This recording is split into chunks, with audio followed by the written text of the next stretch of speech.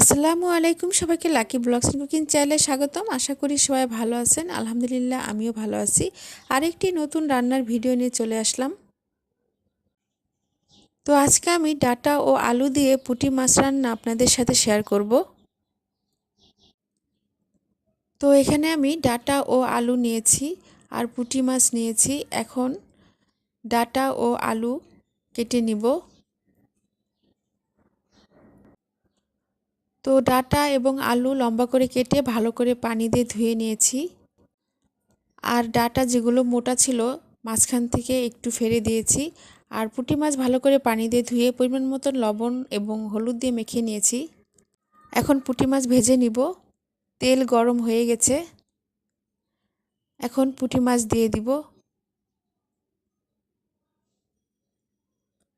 আমার ভিডিও দেখে যদি আপনাদের ভালো লেগে থাকে তাহলে লাইক, কমেন্ট, শেয়ার করে দিবেন। আর অবশ্যই সাবস্ক্রাইব করবেন। তো পুঁটি মাছগুলো উল্টিয়ে দুই পাশ ভেজে নিয়েছি। মাছ ভাজা হয়ে গেছে, এখন নামিয়ে ফেলবো। আর এভাবেই আমি সবগুলো মাছ ভেজে নিয়েছি।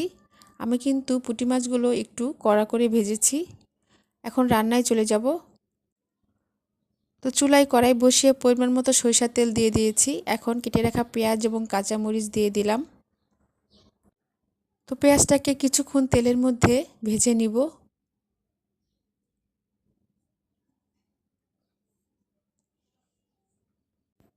এখন পরিমাণ মতো আদা রসুন বাটা, পরিমাণ মতো হলুদের গুঁড়া, ধনিয়ার গুঁড়া, লাল মরিচের গুঁড়া ও স্বাদ মতো লবণ দিয়ে একটু নেড়ে চেড়ে দিব।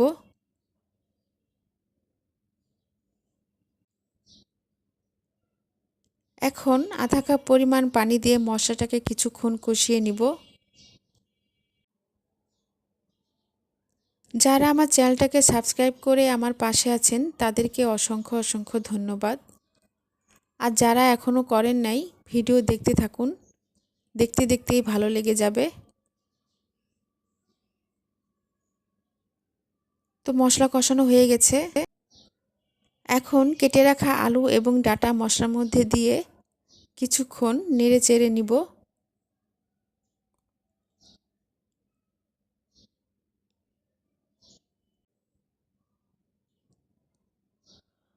তো কিছুক্ষণ মশলার সাথে আলু এবং ডাটা নেড়ে চেড়ে নিয়েছি।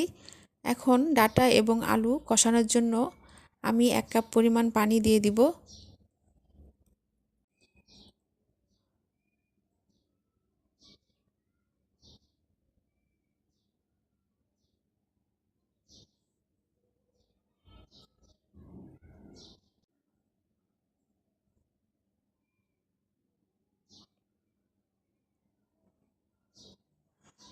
তো ডাটা আর আলু কিন্তু কষানো হয়ে গেছে।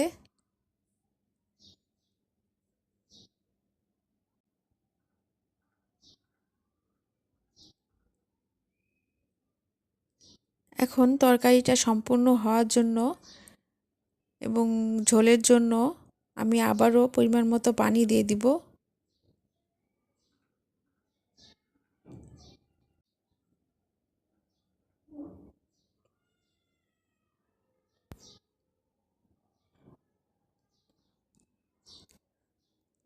এখন তরকারির মধ্যে ভেজে রাখা পুঁটি মাছগুলো দিয়ে দিব।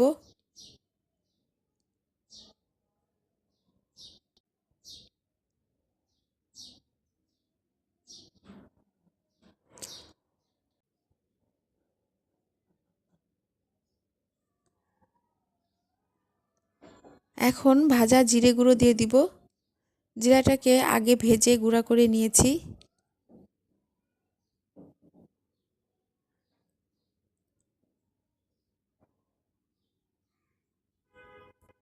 পুঁটি মাছের যে কোনো তরকারি রান্না করলে মাছটাকে যদি একটু বেশি ভেজে নেওয়া হয় তাহলে তরকারির স্বাদ দ্বিগুণ বেড়ে যায় আর ঝোলটা খেতেও ভালো লাগে।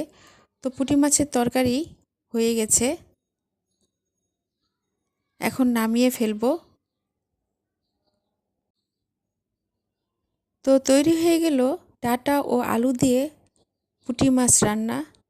এই পুঁটি মাছের তরকারি গরম ভাতের সাথে খেতে অসম্ভব মজা। আমার কাছে তো অনেক ভালো লেগেছে। তো এভাবে আপনারা রান্না করে খেয়ে দেখবেন। নতুন নতুন ভিডিও দেখতে আমার চ্যানেলের সাথে থাকবেন। ভিডিও নিচে বেল আইকনে ক্লিক করবেন যাতে নতুন কোনো ভিডিও ছাড়লে আপনাদের মোবাইলে নোটিফিকেশন চলে যায়। সবাই ভালো থাকবেন। আল্লাহ হাফেজ।